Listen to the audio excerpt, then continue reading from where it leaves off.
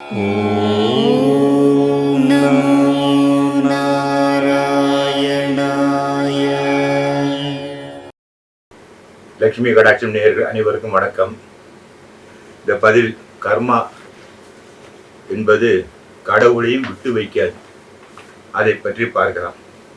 அதாவது கர்மா என்பது நாம் செய்யும் தீய செயல்கள், இதைத்தான் கர்மா என்று சொல்வோம்.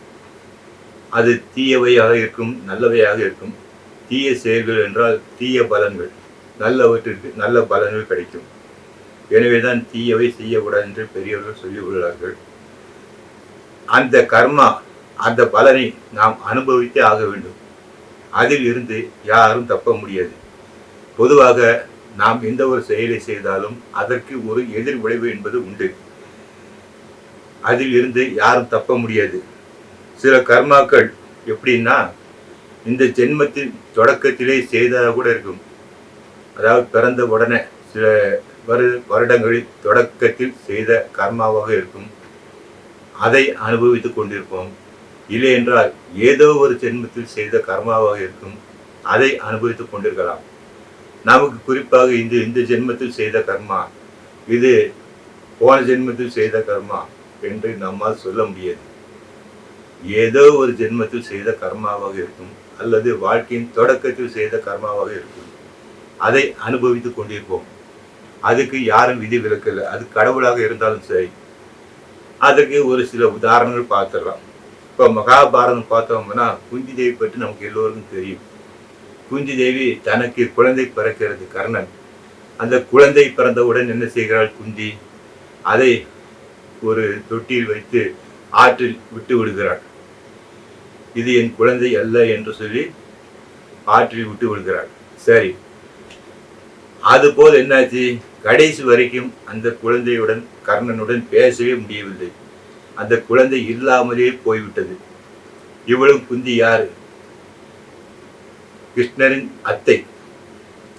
அப்பேற்பட்டவள் செய்த கர்மா, வாழ்க்கையின் தொடக்கத்தில் செய்த கர்மா இறுதி வரை இல்லாமலே போய்விட்டது. இவளுக்கும் பகவானே துணை இருந்தும் அதில் இருந்து குந்தியால் தப்ப முடியவில்லை. இது ஒண்ணு. அதில் இன்னொரு விஷயம் என்னவென்றால், குந்தி அதே ஜென்மத்தில் செய்த கர்மா குந்தி அதே ஜென்மத்தில் செய்த கர்மா அதே ஜென்மத்தில் அனுபவித்தாள். இது ஒரு விஷயம். இரண்டாவது பார்த்தோமானால், ராமாயணத்துல ராமர் பகவான் அவதாரம் எடுக்க, ராம அவதாரம் தானே சங்கல்பம் பண்ணி தானே இந்த இடத்தில் பிறக்க வேண்டும் என்று அவதாரம் எடுத்து வர்றாரு. மனிதனாக பிறந்து மனிதனாக எப்படி வாழ வேண்டும், ஒரு மனிதன் எப்படிப்பட்ட தர்மங்களை கடைபிடிக்க வேண்டும், எப்படி வாழ வேண்டும் என்று இந்த உலகத்துக்கு எடுத்துக்காட்டாக விளங்கியவர் பகவான் ஸ்ரீராமர். எல்லாமே அவருடைய சங்கல்பம் தான். இது எப்படி நடக்கும், எப்படி நடக்க வேண்டும் என்பது அவருக்கு தெரியும். அவருக்கு தெரியாத விஷயம் நமக்கு ஒன்றும் தெரியாது. எல்லா விஷயம் அவருக்கு தெரியும். எனவே அதன்படிதான் எல்லாமே நடந்து கொண்டிருக்கிறது. அவருடைய சங்கல்பம் தான். நம்முடைய வாழ்க்கையை பற்றி நான் பேசுகிறேன். பகவான் எல்லாம் சங்கல்பம் செய்து கொண்டு வருகிறார். அப்போது அவர் வாலியை மறைந்து தாக்குகிறார். மறைஞ்சிருந்து அம்பு விட்டுறார். உடனே இது நாங்கள் பட்டிமன்றத்தில் நிறைய கேட்டாச்சு, அது தப்பு தானேன்னு சொல்லி. பகவானுக்கு தெரியாத விஷயம் நமக்கு ஒன்றும் தெரியாது. எல்லா விஷயம் அவருக்கு தெரியும். என்னமோ நம் பகவானுக்கு விட நமக்கு ரொம்ப தெரிஞ்ச மாதிரி. எல்லாமே அவருடைய சங்கல்பம். வாலி மறைந்திருந்து தாக்குகிறார். அது ஒரு கர்மான்னு வச்சுக்கிடுவேன். அதுக்கப்புறம் ரெண்டாவது கிருஷ்ண அவதாரம் வருது. கிருஷ்ண அவதாரத்தில் பகவான் கிருஷ்ண அவதாரம் எடுத்து வர்றார். வரும்போது மகாபாரத யுத்தம், அந்த சண்டை எல்லாம் முடியுது.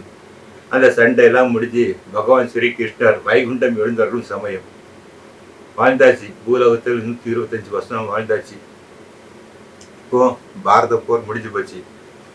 பாண்டவர்களுக்கு ஆட்சி கிடைச்சி போச்சு. நான் இன்னும் வைகுண்டம் எழுந்தருள வேண்டிய சொல்லி பகவான் எழுந்தருள வேண்டிய சொல்லி ஒரு மரத்துல கீழே உட்கார்ந்து ஒரு கால் மேல் கால் போட்டு அந்த மரத்து மேல சாஞ்சி அப்படியே உட்கார்ந்துருக்காரு. அப்போ ஒரு வேடன் தூரத்தில் இருந்து பார்க்காரு. பகவானோட திருப்பாதங்களை பார்த்த உடனே அவருக்கு ஏதோ ஒரு மான் நிக்கிற மாதிரி தெரியுது. ஏதோ ஒரு மான் நிக்குது சொல்லி என்ன செய்யற அந்த வேடன்னா, அந்த வேடன் அம்பு போட்டுறாரு அந்த மான் நினைச்சு. அந்த அம்பு என்ன ஆகுதுன்னா, பகவான் காலில் பட்டு பகவான் பாதங்கள் காயமடைந்து அந்த காயங்களோடைய பகவான் மேலே வைகுண்டத்துக்கு எழுந்தருள்கிறார். அந்த வேடம் தான் வாலி. போன ஜென்மத்தில் அவர் என்ன செய்தார்? வாலியை மறைந்திருந்து தாக்கினார். இந்த ஜென்மத்தில் அவரே அன்பு விட்டார். பகவான் வைகுண்டம் எழுந்தருளி விட்டார். எனவே அவருக்கு எல்லா விஷயங்களும் தெரியும். எனவே கர்மா என்பது யாரும் தப்ப முடியாது. அதில் இருந்து பகவானே பூலோகத்து இறங்கி வந்து அவதாரம் எடுத்து வந்து மனுஷன அவதாரம் எடுத்து வந்து வாழ்ந்தாலும் கர்மா யாரையும் விடாது. இதைத்தான் பகவான் நமக்கு உணர்த்துகிறார். எல்லாம் அவர் சங்கல்பம் தான்.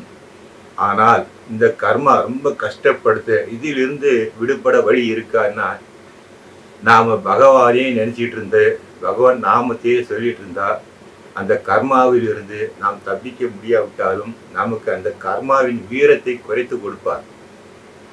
அந்த கர்மாவின் வீரத்தை குறைத்து கொடுத்தாலே அதுவே நமக்கு ஒரு பெரிய ரிலீஃப். கொஞ்சம் குறைத்தாலே போதும் பகவான். அதிலிருந்து நாம சந்தோஷமா வாழலாம்.